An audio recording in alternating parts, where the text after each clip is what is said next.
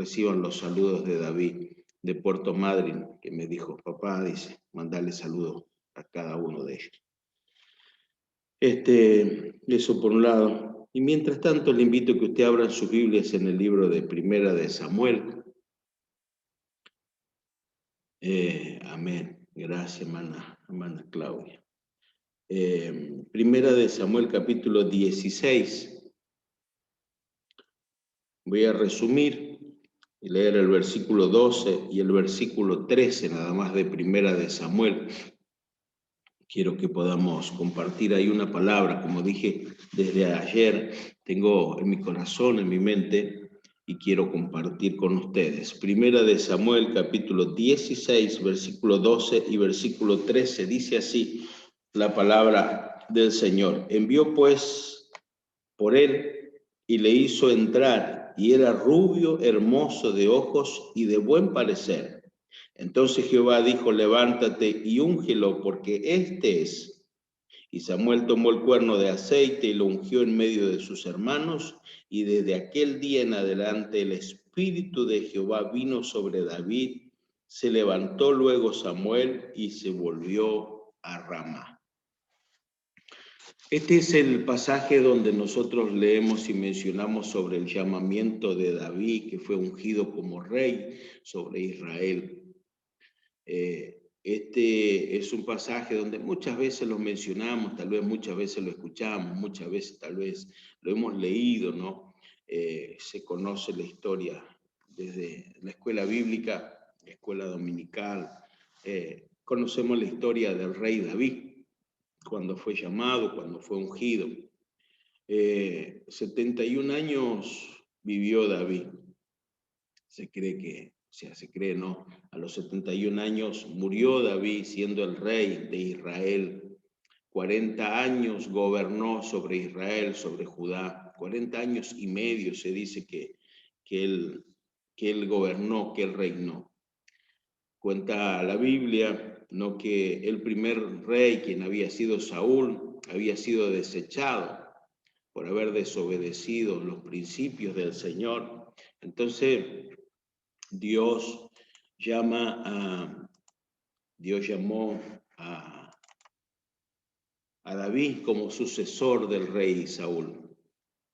Saúl había desobedecido, Saúl se había apartado de los propósitos de Dios, creyendo él que estaba haciendo, pero haciendo bien, él estaba gobernando conforme a sus principios, conforme a sus pensamientos, y no teniendo en poco los principios establecidos por el Señor. Entonces Dios desecha a Saúl y llama a David. Se entiende, se cree, ¿no?, que aproximadamente tenía 10 a 13 años cuando David fue ungido como rey. 10 a 13 años aproximadamente, cuando él fue llamado para que él fuese el rey de Israel. Muy jovencito, muy chico todavía, y Dios ya lo unge a él como rey de Israel. Pasaron mucho tiempo, pasaron muchas situaciones, pasaron muchas circunstancias, hasta que él llega a completar este propósito. A los 33 años aproximadamente, 33 años aproximadamente, la edad que él tenía cuando él asume realmente como rey de Israel. O sea que pasó un periodo de tiempo muy largo hasta que se cumple el llamado de David. De 13 años a los 30 años, 27 años pasaron para que él pueda completar este llamado, ¿no? Si no me falla la memoria, ¿no? 13, 30, sí, 27 años más o menos, de que él asume el reinado. En ese periodo de tiempo se vivieron muchas situaciones, muchas cuestiones vivió, donde fueron marcando la vida del rey David, que nos va a enseñar a nosotros también parte del proceso de que muchas veces Dios tiene que trabajar, tiene que tratar en nuestra vida, tiene que moldear nuestra vida, nuestro carácter. Va formando en nosotros carácter, va formando en nosotros fortaleza, va formando en nosotros firmeza. O sea, Dios tiene que ir trabajando, tiene que ir sacando en nosotros orgullo, ego, o sea, cosas que muchas veces no nos van a ayudar a sostener esa gracia, ese don, ese llamado de parte de Dios en nuestra vida. Entonces hay cosas que Dios tiene que tratar, que Dios tiene que trabajar.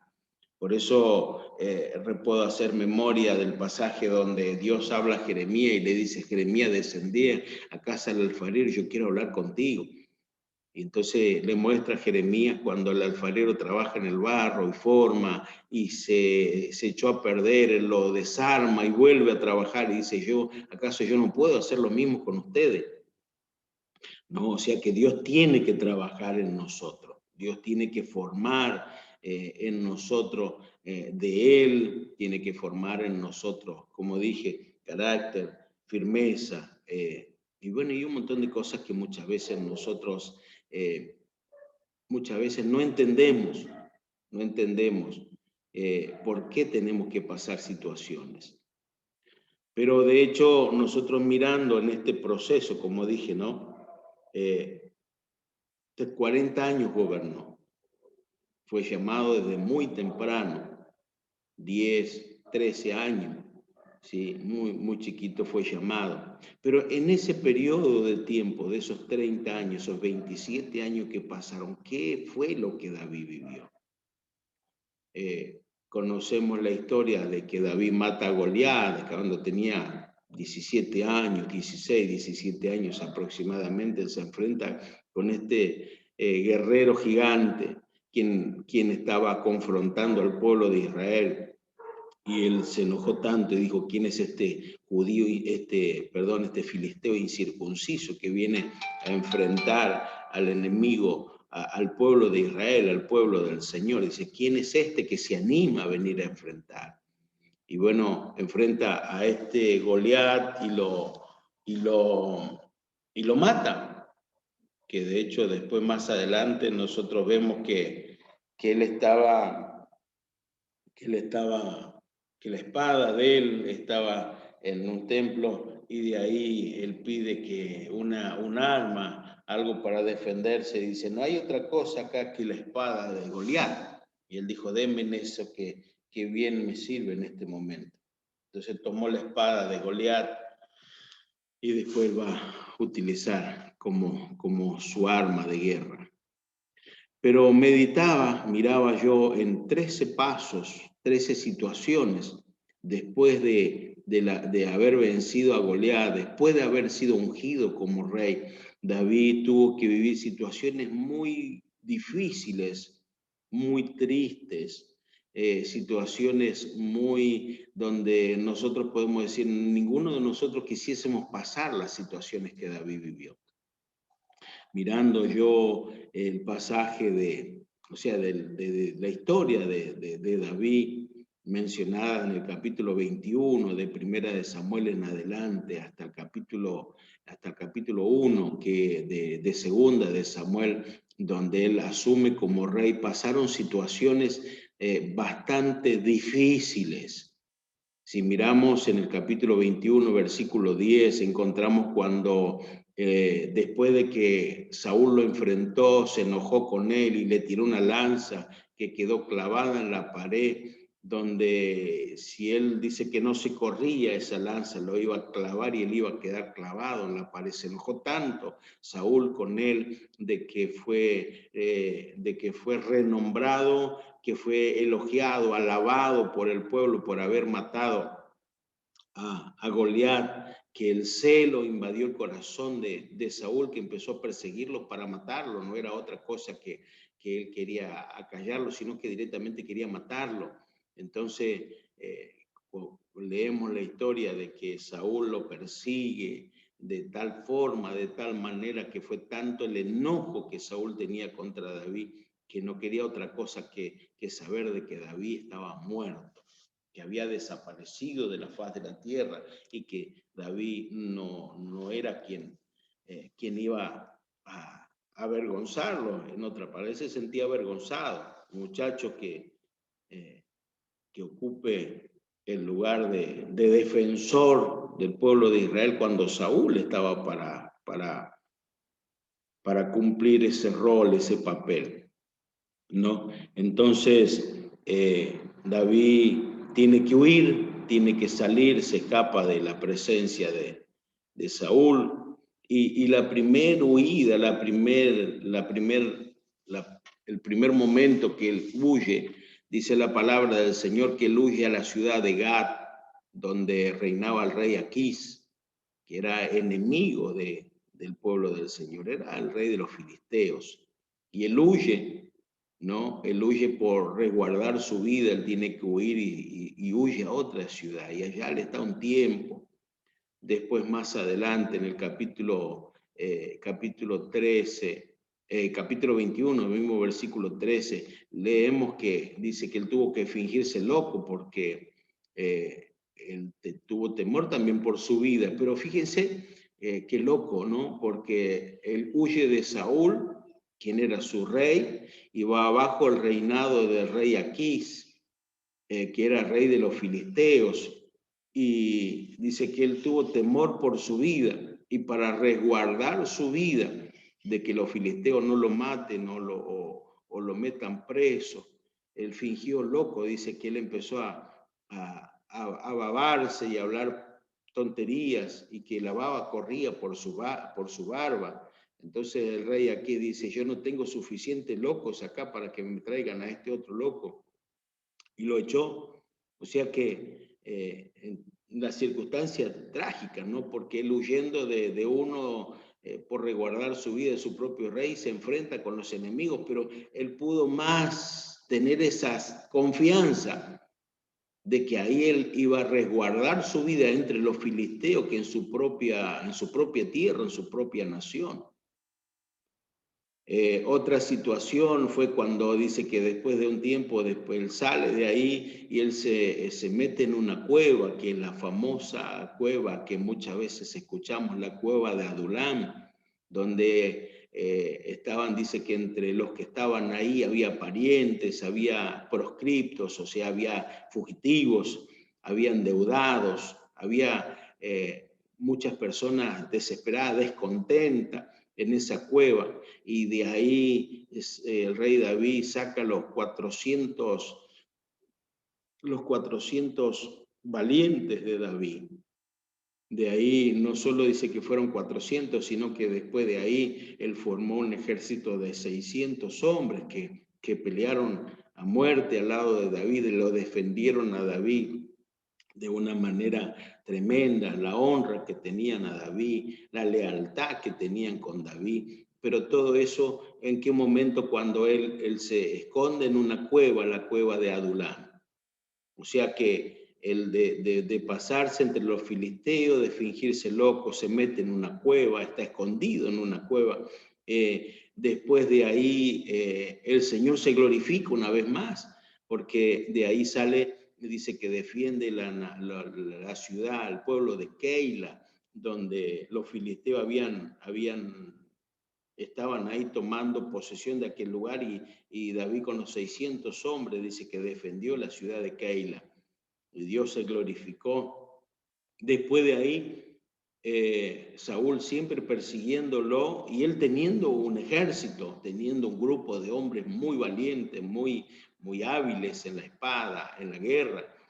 Dice que él tuvo que huir al desierto huyó al desierto. Ahí ustedes lo pueden leer en el capítulo 23. Él huye al desierto, en el desierto el escondido, siempre huyendo, siempre escondido. O sea que no había lugar mejor, no había lugar tranquilo, no había lugar donde él pueda estar quieto sin saber que su vida estaba corriendo peligro, sin saber que en su vida estaba corriendo riesgo, y que donde él estaba llegaba a oídos de Saúl, y Saúl enviaba, dice que juntaba 6.000, 3.000 hombres, y iba detrás de David para matarlo. en el desierto, después él pasa a Engadi, en el desierto se va a Engadi y dice que él estaba en una cueva. En el desierto de Engadi, él estaba en una cueva, él estaba ahí, y dice que Saúl supo que él estaba en Engadi y manda a 3.000, Saúl mismo va con 3.000 hombres, y dice que después de haber huido, después de haber perseguido en el desierto de Engadi buscando a David, dice que entran en una cueva, y estando en esa cueva, en el oscuro, dice que ninguno se dio cuenta que David estaba en esa cueva y sus hombres también estaban en esa cueva. Dice que en los rincones estaban los hombres de David y Saúl fue a dormir, a descansar ahí. Y Saúl acostado, dice que sus compañeros le dijeron, Dios lo puso en tus manos ahora, es para que tú te vengas, para que puedas cortar esta situación y que se termine de estar huyendo. Dice, Dios lo pone en tus manos ahora para que lo mates. Y dice que David lo único que hizo, dice, ¿quién puede levantar su mano contra el ungido de Jehová y que después no tenga sus consecuencias? Y no permitió, dice que con palabras él habló a sus compañeros, a sus soldados, y no les permitía que levantasen su mano contra Saúl. Lo único que hizo, dice que cortó el borde de su manto. Y dice que si ustedes leen ahí en el capítulo 24 van a encontrar, dice que se entristeció de tal manera por cortar el borde del manto de Saúl. Dice que no fue cosa fácil lo que la situación que él mismo va a vivir después de haber cortado el borde del manto. Dice que se turbó el corazón de David. En el capítulo 24, en el versículo 5, dice, después de esto se turbó el corazón de David porque había cortado la orilla del manto de Saúl. Tremendo, porque decir, bueno, yo poder defenderme ahora, de yo poder hacerle mal, o sea, él me está deseando la muerte, me está buscando por todos lados, yo tengo que vivir una vida de persecución, fingir loco, pasarme entre los enemigos, estar escondido en cueva, y ahora el corazón de David se turbó tanto por haberle cortado simplemente el borde del vestido de Saúl. Y no solo eso, si ustedes leen ahí un poquito más adelante, dice que después que Saúl sale de la cueva, David sale por detrás, dice que le grita a lo lejos, y no solo le hace notar lo que él había hecho, sino dice que David se inclinó su rostro a tierra e hizo reverencias al rey Saúl. Qué tremendo. Más adelante vamos a encontrar que David defiende una propiedad de los israelitas. Y otra oportunidad, luego en el capítulo 26 encontramos la otra oportunidad que pareciese que Dios le había puesto para que él se vengue de Saúl y que lo mate, estando en otra cueva, dice que escondidos también, Saúl fue en aquella cueva y se metió, y también ahí donde David no se animó a levantar la mano, dice, Dios me guarde de levantar la mano contra el ungido de Jehová, porque él fue ungido por el Señor como rey. Dios me guarde, que Dios me libre de levantar mi mano. Y dice que la lanza estaba enclavada en la tierra, en la cabecera de donde él estaba durmiendo. Entonces lo que tomó David en esa oportunidad, otra oportunidad que él podía decir, bueno, Dios te puso en mis manos para que yo te mate. Lo único que David tomó de Saúl fue la lanza y un cántaro que estaba en la cabecera del rey Saúl, y de ahí salió. Lo único que él tomó del rey Saúl para demostrar que él estuvo ahí, que lo estuvo al alcance de su mano y que él no tomó venganza. ¿Sí? O sea, situaciones de esas que David tuvo que vivir, de contener su enojo, contener su carácter, ¿no? Porque otro de nosotros capaz que lo hubiese amenazado, lo hubiese querido matar, pero él tuvo que contener su carácter, contener sus emociones en ese momento. Tal vez muchas cosas pasaron por la mente de David. ¿sí? Muchas cosas pasan en la mente de él, pero él lo contuvo por temor a Dios, por entender de que no era simplemente una persecución por su vida, sino que Dios estaba tratando con él, Dios estaba trabajando en la vida de David, que había un llamado muy grande, que había un ministerio muy grande en su vida y que él tenía que cuidar, que él tenía que no descuidar, ¿no? Y de ahí vemos que dice que él volvió al territorio de los filisteos. Después de haber estado en esa segunda cueva, él vuelve al territorio de los filisteos y no estuvo por poco tiempo, sino que estuvo por 1 año y 4 meses entre los filisteos. Y de ahí, cuando él estaba entre los filisteos, dice que el rey Aquís se iba a enfrentar con el pueblo del Señor contra Saúl. Y el rey Aquís dice que lo quiso poner en la fila de sus soldados, porque sabía quién era David, sabía que los hombres que tenía y sabía la condición de hombres de guerra, hombres fieros en batalla. Dice que Aquís lo quiso poner con sus soldados para que pelee juntamente a favor del rey Aquís, y los capitanes hablaron con el rey Aquís. Dice el rey, dice, nosotros vamos a llevar a David, David es muy bueno en la guerra, y nosotros vamos a llevarlo a pelear con su propio pueblo, el pueblo de Israel. No sea cosa que cuando estemos en batalla, David se dé vuelta y él mismo arremeta contra nosotros. No nos conviene llevar a David. Entonces el rey lo deja a David y no lo lleva a la batalla. O sea, todas esas situaciones él tuvo que vivir. Después vuelve él a la tierra, después de 1 año y 4 meses, él vuelve al territorio de Israel, y de ahí encuentra que los enemigos, los amalecitas, dice que tomaron sus familias, sus mujeres, y tomaron todas las posesiones que ellos tenían. David, sus esposas, y las esposas y los hijos de sus hombres. Dice que los llevaron cautivos, y dice que fue tan grande el lamento, el lloro que ellos lanzaron. Dice que a gritos lloraban por sus hijos y por sus esposas. Tal fue el enojo que tenía y el dolor que tenían sus soldados, que dice que hablaron entre ellos incluso para apedrear a David, porque ellos entendían que por culpa de David ellos estaban en esas condiciones. Dice que fue tanta la situación, la amargura que tenía en sus corazones, de que ellos hablaron entre ellos y apedrear a David y matarlo a pedradas. Pero David dice que después de haber lamentado, de haber llorado, consulta al Señor y le dice, ¿qué hacemos? Vamos en contra de los amalecitas, los vamos a alcanzar. Entonces Dios le habla y le dice, anda, vayan que lo van a alcanzar. Y entonces fueron y recuperaron a su familia, recuperaron sus esposas, recuperaron sus hijos.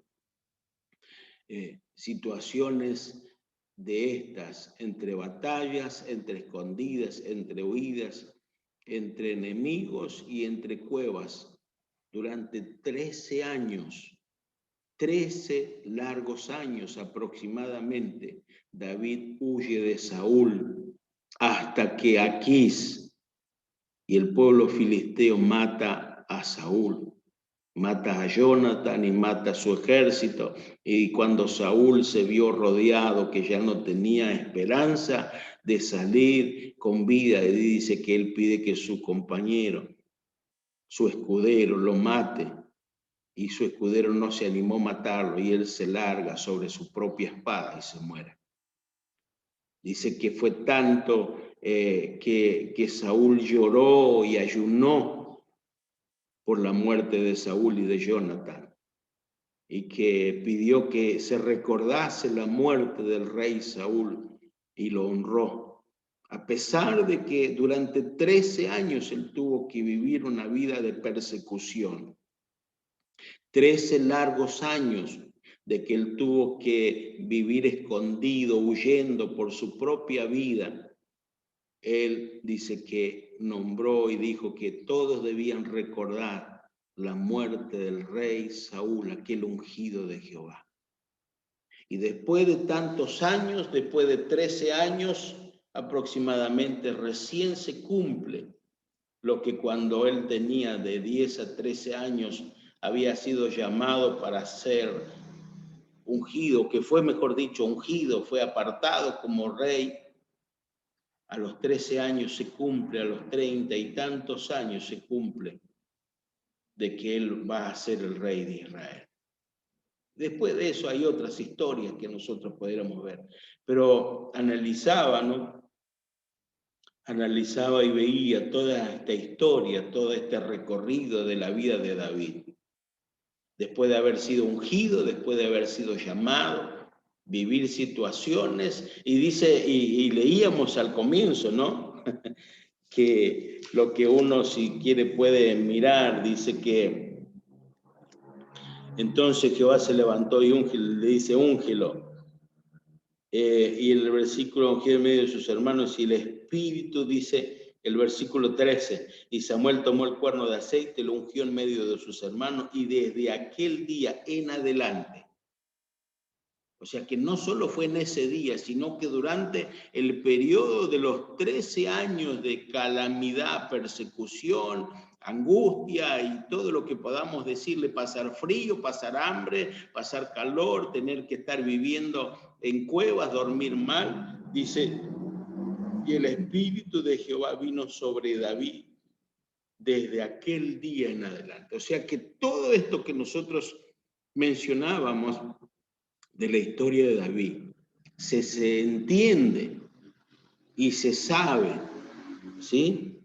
Que David, el Espíritu de Jehová vino sobre David, o sea que nunca él estuvo solo, sino que el Espíritu de Jehová, el Espíritu de Dios, el Espíritu Santo de Dios estuvo con él, lo acompañó durante todo este tiempo. Ahora, ¿qué tiene que ver eso con nosotros?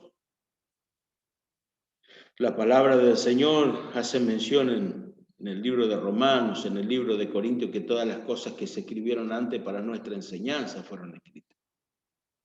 Que todo va a hablarnos a nosotros y que nosotros debemos de tomar ejemplo en los acontecimientos pasados que están escritos para enseñarnos y mostrarnos la manera en la cual nosotros debemos de conducirnos. Se leía al principio, ¿sí?, de las tormentas y las situaciones que muchos de nosotros tenemos que pasar.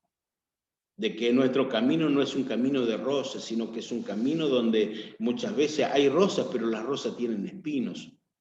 De que vamos a vivir situaciones y circunstancias extremadamente difíciles.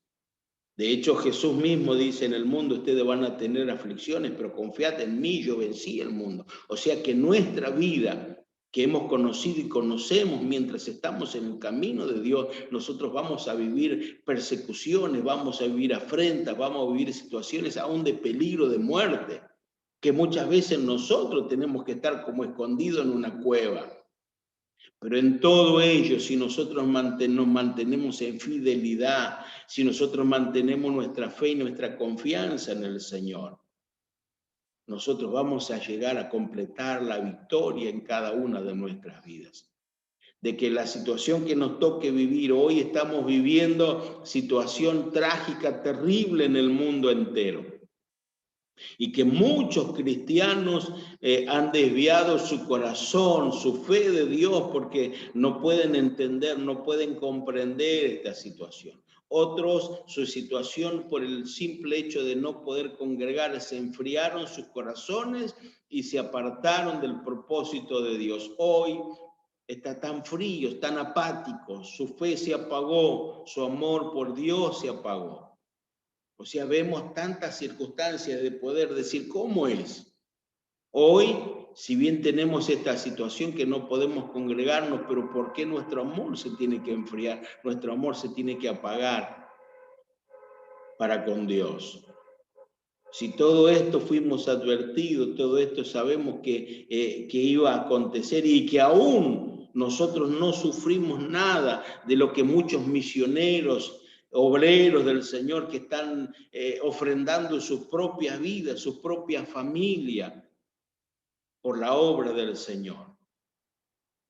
Y que muchas veces nosotros nos quejamos tanto por la situación que nos toca vivir. Y tal vez me atrevo a decir que muchos de nosotros hemos orado, Señor, para seguir sufriendo esta situación que estoy padeciendo. Prefiero que tú me lleves, que yo salga, que me vaya de esta tierra.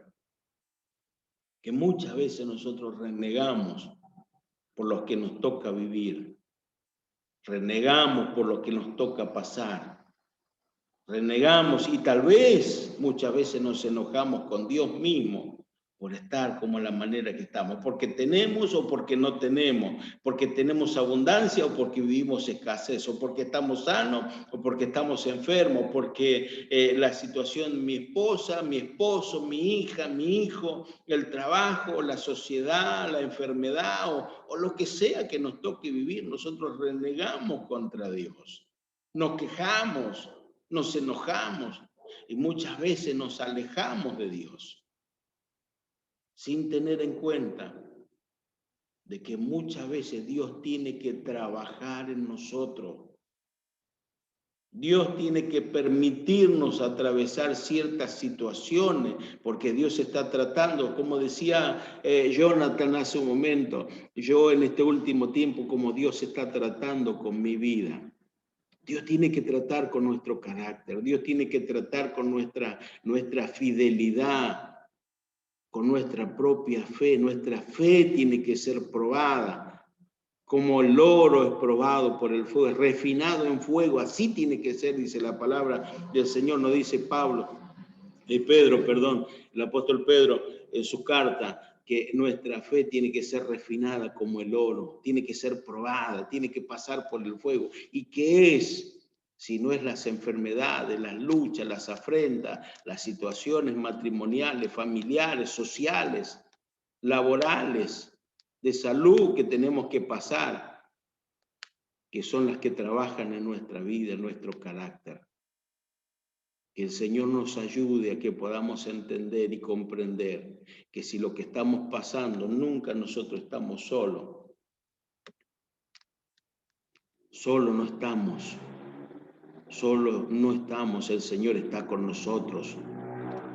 Que si no hubiese sido por el Señor, muchos de nosotros hubiésemos quedado tendidos en el camino.